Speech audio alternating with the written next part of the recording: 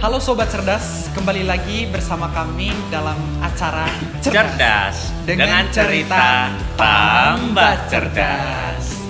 Bersama saya Rio dan rekan saya Goa. akan memandu Sobat Cerdas pada episode kali ini. Ya, mungkin Sobat Cerdas ada yang baru bergabung ya Mas Yoya, Iya. dan belum tahu apa sih cerdas itu. Mungkin Mas Rio bisa ceritakan sedikit ke Sobat Cerdas yang ada di rumah. Boleh. Jadi Sobat Cerdas yang baru bergabung, Cerdas ini adalah salah satu program dari KPPN Larantuka yang mana kita akan bercerita atau mendengarkan kisah-kisah inspiratif dan menarik dari narasumber kita yang tidak lain dan tidak bukan adalah stakeholder. Ya, benar sekali ya Mas Rio ya. Jadi untuk Sobat Cerdas yang belum menonton episode 1, langsung saja klik link yang ada di video deskripsi kita. Di bawah ya Sobat Cerdas ya. Nah Sobat Cerdas, pada episode kali ini kita kedatangan tamu yang istimewa sekali nih. Ada tamu yang pertama yaitu dari Kepala Dinas PMD Kabupaten Flores Timur, Bapak Paulus Petalakaha. Selamat datang siang. Pak, selamat siang. Bagaimana kabarnya Pak? Baik. Wah luar biasa. Terima kasih nih sebelumnya Pak, kami ucapkan sudah meluangkan waktu di tengah kesibukan untuk hadir menemani Sobat Cerdas di rumah. Tidak hanya Bapak Kadis ya, yang hari ini kita juga kedatangan tamu spesial juga. Ada Bapak Yohanes di sini Sobat Cerdas. Beliau merupakan kepala desa dari desa Nayubayah ya Bapak ya. Selamat datang Bapak. Selamat. Apa kabarnya Bapak? Kabarnya baik. Nah Sobat Cerdas, sudah ketahuan nih ya dari narasumber yang hadir pada episode kali ini. Benar ya? Iya, benar sekali Mas. Nah kalau Sobat Cerdas bisa tebak ya, pada episode kali ini kita akan membahas lebih lanjut terkait dengan dana desa. Nah mungkin sebelum kita lebih lanjut lagi terkait dengan dana desa, kita ke Pak Kepala Dinas dulu nih Pak Kadis. Mungkin boleh diceritakan kepada Sobat Cerdas di rumah yang belum mengetahui di Kabupaten Flores Timur ini karakteristik desanya seperti apa sih Pak? Mungkin potensinya seperti apa atau mungkin tantangan-tantangan yang dihadapi desa seperti apa Pak? Boleh diceritakan Pak? Baik, terima kasih. Selamat siang untuk kita semua. Siang. Ya. Di Kabupaten Flores Timur ini total desanya ada 229 desa. Dari sisi topografinya itu dari 229 desa itu tersebar dengan tipologi desanya masing-masing. Ada desa yang kita sebut dengan desa pesisir, itu desa-desa yang ada di kawasan pesisir pantai. Juga ada desa-desa yang kita sebut desa-desa di wilayah pegunungan. Artinya dia ada di daerah yang di daerah pegunungan. Berkaitan dengan mata pencaharian, ya seperti tipologi desa tadi. Kalau desa-desa di wilayah pesisir itu sebagian besar bermata pencaharian nelayan, tetapi juga ada yang bermata pencaharian sebagai petani, ada yang berkebun. Sementara kalau desa-desa yang berada di dataran tinggi, di daerah-daerah pegunungan, itu relatif hampir semuanya bermata pencaharian Petani. Sebagai petani, ya. Jadi juga tidak menutup kemungkinan selain sebagai petani juga ada kegiatan-kegiatan tambahan, istilahnya mengisi waktu senggang, waktu luang selain berkebun, dan juga ada kegiatan lain, misalnya bergerak di bidang perdagangan, jualan, bakulan dan lain sebagainya. Jadi kurang lebih tipikal atau tipologi desa di Kabupaten Flores Timur seperti itu. Oh begitu. Jadi kalau dari topologi seperti itu artinya memang banyak nih ya Pak ya potensi dari desa yang dimiliki ya Pak ya. Oh ya. Kalau Pak tadi bercerita di pesisir pantai, tentunya mereka desa tersebut punya potensi pariwisata dong Pak. Pasti. Jadi kalau yang desa-desa di pesisir pantai itu otomatis pasti laut itu menjadi tumpuan hidup. Jadi di situ ada varian jenis pola-pola tangkap ikan di situ. Ada beberapa tipe nelayan di situ. Ada yang nelayan dengan perahu besar, ada yang nelayan dengan perahu kecil, dengan jenis tangkapan yang berbeda-beda. Nah, kalau yang di wilayah dataran tinggi, di pegunungan, nah itu rata-rata ada varian jenis pertanian yang dikembangkan di situ. Ada baik pertanian maupun juga perkebunan. Jadi misalnya komoditi andalan di Kabupaten Flores Timur di daerah dataran tinggi maupun dataran rendah, misalnya mete, kemiri, kelapa, dan juga sayur-sayuran. Sayur-sayuran. Itu yang kemudian menjadi sumber pendapatan. Kalau memang itu dikembangkan secara baik, maka sangat berpotensi untuk meningkatkan pendapatan para petani. Kalau di daerah-daerah pesisir, itu juga banyak sekali spot-spot yang bisa dikembangkan menjadi objek-objek wisata yang bisa dikelola oleh desa. Benar. Dengan memanfaatkan dana desa. Ada beberapa desa yang sekarang sedang mengembangkan potensi pariwisata yang berskala lokal desa, yang pengaturannya itu mulai dari proses inisiasi sampai kepada pelaksanaannya itu diatur sendiri oleh desa tersebut. Wah, menarik sekali ya, ternyata desa di Kabupaten Flores Timur ini beragam ya Pak ya, dari segala potensi yang dipunya. Nah, mungkin buat sobat cerdas di rumah sekedar informasi nih, di tahun 2022 ini pada triwulan 1 Kabupaten Flores Timur memperoleh prestasi sebagai penyalur dana desa BLT tercepat se-NTT. Wah. Ya, itu pada tanggal 17 Februari kemarin ya, untuk 87 desa. Nah, mungkin sebelum kita berbicara lebih lanjut, kita mengucapkan apresiasi yang setinggi-tingginya dari kami KPPN Larantuka. Nah, Sobat Cerdas mungkin juga ingin mengetahui nih terkait dengan prestasi tersebut nih. Apa sih yang sudah dilaksanakan atau yang sudah diterapkan oleh Dinas PMD sendiri Pak untuk mencapai prestasi tadi? Baik, saya pikir ini jangan diklaim sebagai prestasi dinas sendiri. Iya. Ini kerjasama, kita kerjasama lintas sektor, koordinasi yang kita bangun bersama, baik pemerintah kabupaten dalam hal ini Dinas Pemberdayaan Masyarakat dan Desa, teman-teman di kecamatan, juga di desa. Jangan lupa KPPN ini juga memiliki kontribusi yang sangat tinggi terkait dengan upaya percepatan penyaluran dana desa. Saya pikir itu teman-teman di KPPN selalu kemudian melalui via WA dan lain sebagainya selalu memperingatkan, Pak Kadis, sekarang sudah posisi kita di tanggal sekian, di bulan sekian, kita sudah di tahapan sekian. Nah, hal-hal itulah yang kemudian terhadap teman-teman kecamatan, teman-teman di desa juga saya selalu menghimbau dalam beberapa kesempatan, baik itu sifatnya formal maupun non formal, selalu kita himbau kalau bisa itu kita harus taat pada schedule yang sudah kita sepakati bersama.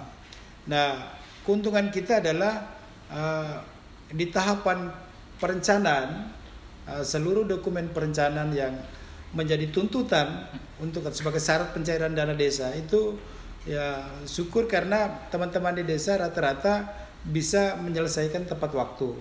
Nah, kami juga kemudian memang kadang-kadang juga sedikit keras ya. Kita kemudian harus membuat deadline waktu sendiri. Saya bilang tanggal sekian kalau tidak selesai maka kita tidak akan layani ya, seperti itu. Jadi itu ya. Nah, kalau komitmen itu sudah kita bangun bersama, itu sudah otomatis ya.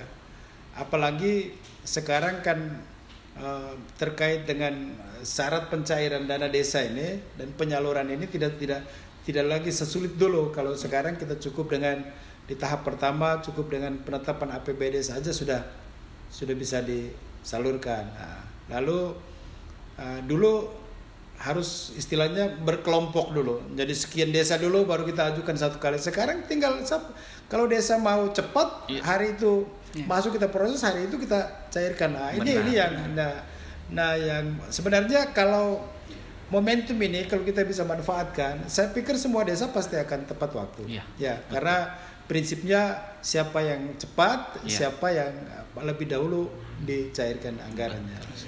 Jadi berbicara tentang dana desa nih ya Pak ya, kita pastinya juga tidak lari jauh nih Pak dari Perpres 104 tahun 2021 ya Pak ya.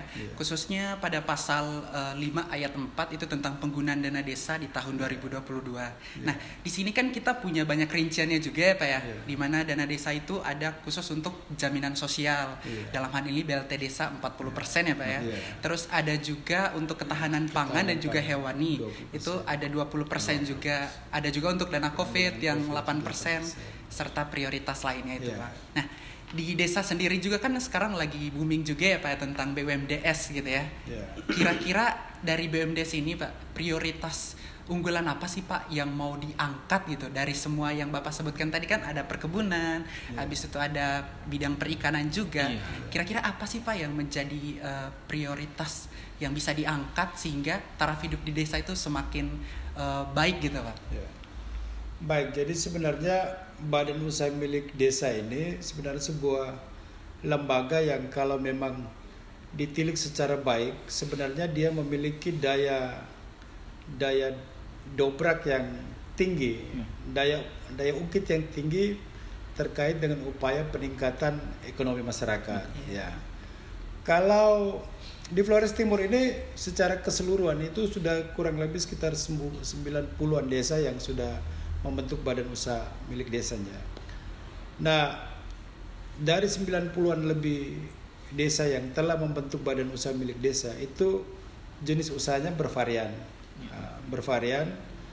Ada desa-desa, kalau saya lihat yang saya amati selama ini, ada beberapa desa yang kalau di situ komoditi pertaniannya bagus, banyak, maka mereka lebih bermain di wilayah pengembangan komoditi pertanian. Misalnya membeli produk pertanian dari produk-produk bahan baku, kemudian diolah setengah jadi, lalu kemudian di offer ke pasaran-pasaran yang akan mengelola lebih lanjut produknya. Lalu ada beberapa BUMDes juga yang bermain di wilayah semacam peternakan dan lain sebagainya. Memang bervarian, sangat bervarian. Ada yang di kerajinan lokal. Nanti mungkin nanti Pak Kades juga mungkin bisa menjelaskan BUMDes yang dikembangkan di desanya nanti seperti apa. Jadi pada prinsipnya kita mau supaya memang di sana sini kita masih mengakui bahwa ada banyak kendala di pengembangan BUMDes, lebih-lebih berkaitan dengan kualitas SDM pengelola BUMDes ini. Kita tahu bahwa masyarakat kita di pedesaan itu masyarakat dengan potensi sumber daya manusia yang relatif terbatas. Kalau kita mau lihat kita ukur dari tingkat pendidikan, rata-rata di desa itu prosentasi yang tamat sarjana ini kan sangat sedikit ketimbang yang tamatan sekolah menengah atas dan sekolah menengah pertama. Nah, kesulitan seperti itu yang kemudian mendorong kita untuk memberikan treatment atau perlakuan lebih jauh lagi. Misalnya mudah-mudahan dalam beberapa kesempatan ke depan kita bisa mendapatkan mentor-mentor yang bagus dari, mungkin kalau bisa dari kementerian ada program untuk peningkatan kapasitas SDM BUMDes. Saya pikir itu juga bagus. Nanti kita sebentar upayakan ke arah itu. Jadi ini benar ya Bapak ya, berarti BUMDes ini memang memiliki fokus untuk upaya peningkatan juga ya Bapak ya di kehidupan desanya. Nah, sekarang kita kebetulan ya Sobat Cerdas, kita juga di sini kedatangan Bapak Yohanes nih. Nah, pasti Sobat Cerdas di rumah juga sudah penasaran nih kira-kira bagaimana sih pengelolaan dana desa di desa, terus apa sih manfaatnya, serta infrastrukturnya juga apa sih yang sudah dilaksanakan ya Pak ya. Nah, dari segi pandangan Bapak sendiri, kira-kira gimana sih Pak proses pengelolaan dana desa di desa itu sendiri? Baik, terima kasih. Proses pengelolaan dana desa kita berdasarkan pada petunjuk teknis operasional yang dikeluarkan sesuai Permen. Sehingga kami tetap merunut pada aturan. tahapan-tahapan selalu berjalan sesuai proses. Ya. Itu yang kami lakukan. Baik, mungkin ini kita juga pengen mengetahui nih Pak, dari Desa Nayobaya sendiri kan sebelumnya belum menerima dana desa, dan sekarang dengan adanya aturan penyaluran dana desa menjadi salah satu desa di Indonesia yang juga memperoleh dana desa. Nah, apakah penerimaan dana desa itu memberikan manfaat yang luar biasa begitu Pak? Jadi dari sebelum memperoleh dana desa sehingga sekarang memperoleh dana desa, yang dirasakannya seperti apa sih Pak? Baik, saya menjabat sebagai kepala desa semenjak tahun 2021. Kala itu kami belum mendapat dana desa, alokasi dana desa. Pada waktu itu seorang kepala desa mencari uang, membangun terobosan untuk bisa membangun desa dengan caranya sendiri. Salah satu itu kami menggali dengan potensi desa, peningkatan pendapatan asli desa. Itu juga bisa kami membuat untuk membangun desa. Dalam perjalanan pemerintah mengeluarkan dana desa ini untuk membantu, bersumber dari APBN, disalurkan lewat APBD kabupaten kota, lalu ditransfer ke rekening desa. Dan ini sangat membantu masyarakat dalam langkah pembangunan dan pemberdayaan masyarakat menuju masyarakat adil dan makmur. Wah, jadi memang dana desa ini berdampaknya luar biasa gitu ya. Sekali, Mas, ya. Nah, mungkin kita lebih ingin tahu lagi nih Pak, dari dana desa yang diterima oleh Desa Nayobaya, fokus yang lagi diterapkan di Desa Nayobaya untuk mengelola dana desa ini untuk membangun apa sih Pak? Kami program yang kami lakukan dituangkan dalam APBD desa, merupakan itu landasan yang harus kami jalani. Yang saya lakukan di desa pertama itu peningkatan ekonomi masyarakat lewat pembangunan jalan usaha tani. Jalan usaha tani itu adalah jantung kehidupan masyarakat. Kalau jalan tidak ada, masyarakat tidak bisa buat apa-apa.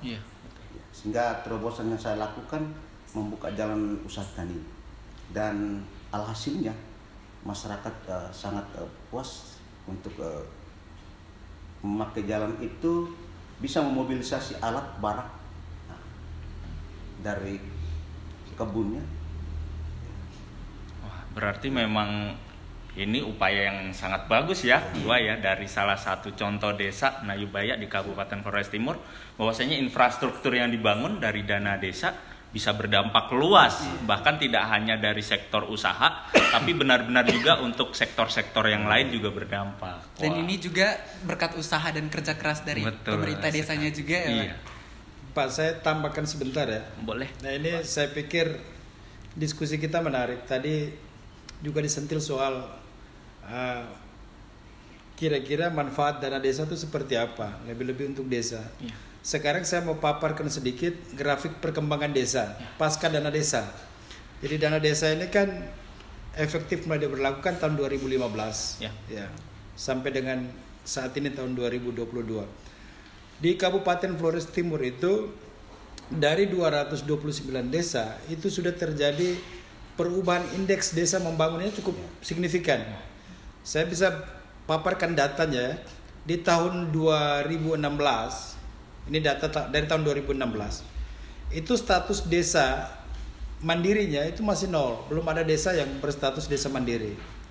Desa majunya juga masih 0. Desa berkembang hanya ada 25. Desa tertinggal itu banyak sekali, 195 dengan status desa tertinggal. Sementara sangat tertinggalnya itu 9 desa. Lalu berkembang, kami cek lagi di tahun 2021 itu kenaikan cukup signifikan. Itu status desa mandiri yang dari 2016 0 itu kemudian sudah ada muncul 3 desa dengan status desa mandiri. Lalu desa maju dari 0 naik jadi 36. Ada 36 desa yang mengalami kenaikan status. Lalu berkembang dari 25 desa itu naik menjadi 166 desa. Sementara desa tertinggal itu dari 195 desa dia turun menjadi hanya tinggal 24 desa. Sementara desa yang sangat tertinggal jadi 0. Yang sebelumnya di 2016 itu 9, di posisi 2021 itu 0. Lalu pengukuran kita yang terakhir itu di tahun 2022 kemarin. Yang saat ini yang kita sudah ambil datanya, kemarin kita baru rilis, itu desa mandirinya dari 3 naik dari 2021 jumlahnya 3 naik menjadi 8. Sementara desa maju itu dari 36 itu naik statusnya dari 36 itu dia naik ke 110. Wow. 110 desa. Sementara desa berkembang itu dari jumlahnya 166 dia naik menjadi 109 desa. Sementara desa tertinggal itu turun tinggal 2. Sementara yang dari 24 dia turun tinggal 2, sementara sangat tertinggal itu tinggal sudah tidak ada lagi.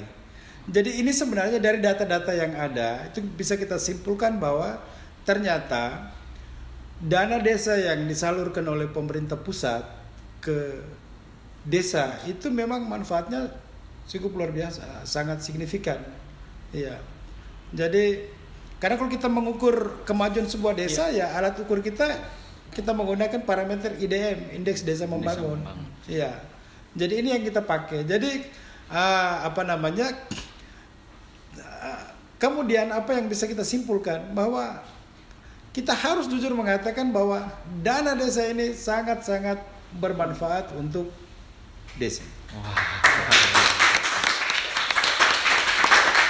Wah, benar ya, Mas Goa dan Pak Kadis dan Pak Kades, bahwasannya memang dana desa ini luar biasa dampaknya dan tidak sia-sia gitu ya. Kita dari negara menggelontorkan APBN yang posnya dana desa sangat bermanfaat, khususnya langsung kepada masyarakat di desa.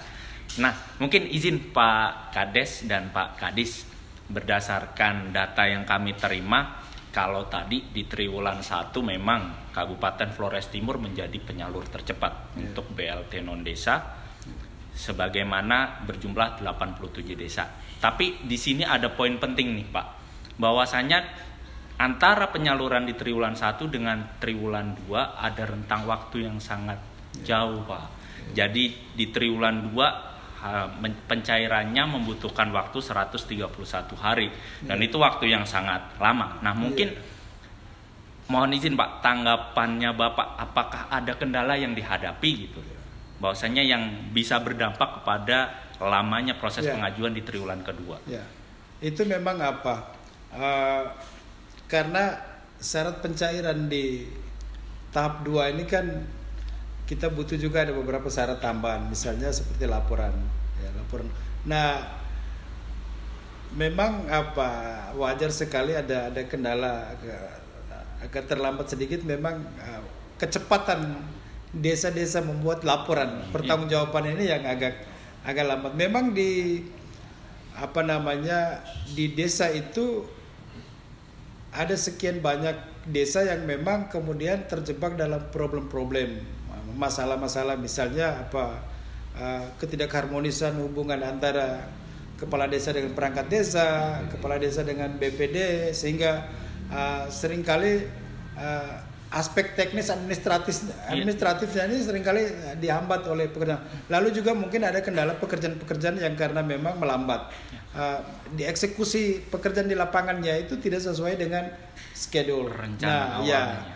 Tapi memang terus-menerus kita tetap berikan peringatan, berikan warning bahwa kita sekarang sudah di fase sekian, di tahapan sekian, prosesnya harus dipercepat. Apalagi dengan ketentuan baru, kita sudah diberi deadline waktu tertentu, tahap sekian harus sampai dengan bulan sekian, tahap sekian harus sampai dengan bulan sekian. Jadi tidak lagi kita dengan seperti yang kemarin-kemarin yang tahap 1, tahap 2, tahap 3 itu boleh saja kita cairkan satu kali di akhir tahun, tapi sekarang kan tidak. Jadi itu yang kemudian, rupanya banyak desa yang kemudian terjebak dengan itu. Mereka berpikir kita masih dengan pola lama yang ada, kita berleha-leha. Yang penting prinsipnya bahwa akhir tahun anggaran sudah harus semua. Nah ini yang sebenarnya tidak boleh. Nah ini sebenarnya sedang kita pacu di lapangan.